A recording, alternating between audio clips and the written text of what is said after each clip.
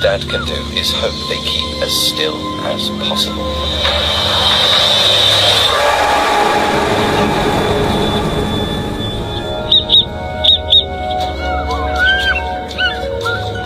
Once danger's past, he runs to pick them up.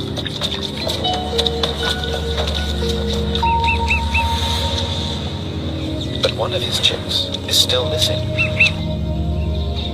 Still frozen.